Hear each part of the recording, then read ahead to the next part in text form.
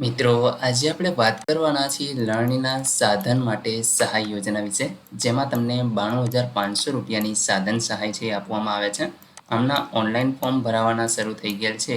Online form કેવી રીતે ભરવું એના વિશે સંપૂર્ણ માહિતી તમને આ વિડીયોની અંદર આપવાની છે, તો વિડીયોને પૂરો જોવા વિનંતી.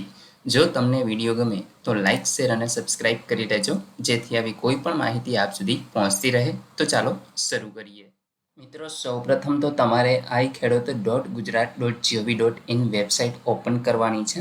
અહીં તમે નીચે સ્ક્રોલ કરાવશો તો સૌપ્રથમ તમને ઓપ્શન જોવા મળશે લાભાર્થી નોંધણી. આ ઓપ્શન ઉપર તમારે ક્લિક કરી અને તમારું રજિસ્ટ્રેશન છે એ કરી લેવાનું છે. રજિસ્ટ્રેશન કઈ રીતે કરવું એના વિશે આપણે પહેલાં જ વિડીયો બનાવેલો છે. ડિસ્ક્રિપ્શનમાં તમને એની લિંક આપી દઉં છું, એ જોઈ અને તમે રજિસ્ટ્રેશન કરી લેજો. આપણે અહીંયા ઉપર જ લોગિનનો ઓપ્શન તમને જોવા મળે છે, એના ઉપર ક્લિક કરશું. અહીંયા તમે જે રજિસ્ટ્રેશન કરતી વખતે મોબાઈલ નંબર આપેલો છે એ અને તમારો પાસવર્ડ જે રાખેલો છે એ તમારે લખવાનો છે.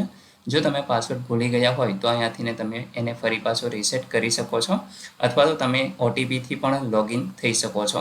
તો આ ઓટીપી ઓપ્શન સિલેક્ટ કરશો એટલે તમારે જે મોબાઈલ નંબર આપેલો છે એમાં ઓટીપી આવશે, એને તમારે આ ખાનામાં લખવાનો છે.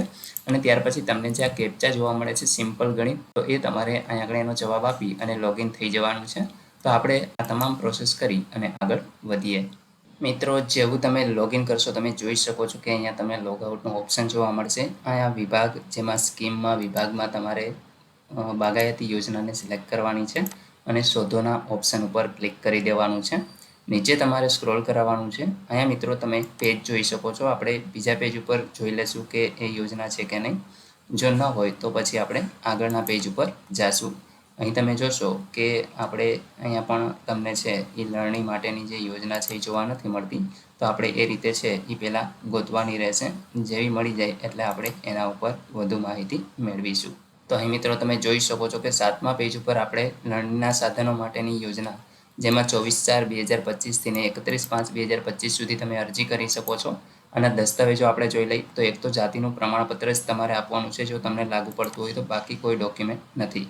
હવે મિત્રો, વધુ માહિતી માટે તમે અહીંયા જોઈ શકો છો કે જે આપણે તારીખ જોઈ એ, અને ફક્ત ઓઇલ પામનું વાવેતર કરતા ખેડૂતો માટે હાથથી ચાલતા ઓઇલ પામ કટર જે 2500 રૂપિયાની મર્યાદામાં, ત્યાર પછી છે પ્રોટેક્ટિવ વાયર મેશ જે 20,000ની મર્યાદામાં, મોટર રાઇડ્સ ચીઝલ જે 15,000ની મર્યાદામાં, એલ્યુમિનિયમ પોર્ટેબલ લેડર પોલ્સ ₹5,000ની મર્યાદામાં, ચાપ કટર જે ₹50,000ની મર્યાદામાં.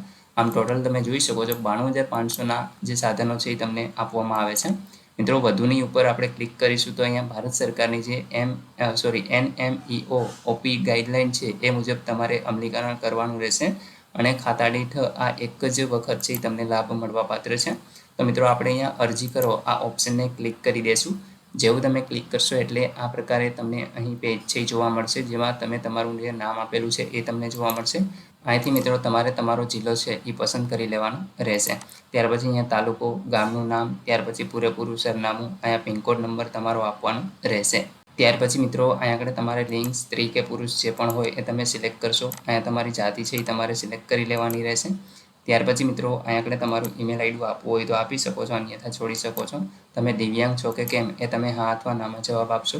ત્યાર પછી મિત્રો અહીં તમે ખેડૂતોનો પ્રકાર, જેમાં નાના ખેડૂત જે 1 થી 2 હેક્ટર, સીમાંત ખેડૂત 1 હેક્ટરથી ઓછી જમીન હોય અને મોટા ખેડૂત 2 હેક્ટરથી વધુ જમીન હોય તો અહીંયા સિલેક્ટ કરી શકો છો. તો આ પ્રકારે મિત્રો તમે જેમાં પણ આવતા હો એ તમારે આ રીતે સિલેક્ટ કરી લેવાનું રહેશે.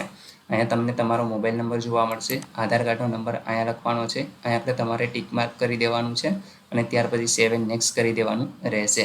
મિત્રો, જેવું તમે નેક્સ્ટ કરશો તમે જોઈ શકો છો કે તમારે બેંકની વિગત છે તમારે આપવાની છે, જેમાં IFSC કોડ લખવાનો છે, બેંકનું નામ. અહીંયા આગળ મિત્રો તમારે તમારી બેંકનો જિલ્લો છે એ પસંદ કરી લેવાનો છે. ત્યાર પછી બ્રાન્ચ નેમ છે એ તમારે અહીંથી સિલેક્ટ કરવાનું છે. અહીંયા તમારી બેંકનો ખાતા નંબર આવશે અને એ જ ખાતા નંબર તમારે અહીંયા કન્ફર્મ કરી દેવાનો છે. ત્યાર પછી અરજદારનું નામ બેંકમાં જે પ્રમાણે હોય એ, અને અહીંયા આગળ એ જ રીતે તમારે સરનામું છે એ આપવાનું રહેશે. ત્યાર પછી સેવ એન્ડ નેક્સ્ટ કરી દેવાનું રહેશે. ત્યાર પછી મિત્રો તમારા જમીનની વિગત છે એ અહીંયા આગળ તમે ઓટોમેટિક જે પ્રમાણે સિલેક્ટ કરેલી હશે એ આવી જશે અને અહીંયા તમારે એને ટિક માર્ક કરી દેવાનું છે. ત્યાર પછી સેવ એન્ડ નેક્સ્ટ કરી દેવાનું રહેશે. અહીં તમે જોશો તો દસ્તાવેજની વિગત, જેમાં તમારે કંઈ પણ ડોક્યુમેન્ટ છે એડ નથી કરવાના મિત્રો. તમે જ્યારે પણ સાધન ખરીદવા માટે કોલ આવે, તમારી અરજી મંજૂર થઈ જાય ત્યાર પછી જ તમારે ખરીદવાના છે. અને ત્યાર પછી તમારે લઈ અને જે ડોક્યુમેન્ટ કે એ જે તે જગ્યાએ છે એ તમારે દેવા જવાના થશે. તો આ રીતે મિત્રો તમારે સબમિટ કરી દેવાની છે તમારી અરજી, એટલે તમારી અરજી છે એ અહીંયા સફળતાપૂર્વક એપ્લાય થઈ જશે. આશા રાખું છું કે તમને આ વિડીયોની અંદર સંપૂર્ણ માહિતી મળી ગઈ છે. તેમ છતાં પણ કોઈ પ્રશ્ન હોય તો કોમેન્ટ દ્વારા પૂછી શકો છો. વિડીયોને લાઇક કરજો, તમારા મિત્રો સુધી શેર કરજો અને ચેનલને સબસ્ક્રાઇબ કરી લેજો, જેથી આવી કોઈ પણ માહિતી આપ સુધી પહોંચતી રહે. વિડીયો જોવા બદલ આપનો ખૂબ ખૂબ આભાર. મળીએ એક નવા વિડીયો સાથે. ત્યાં સુધી જય હિન્દ.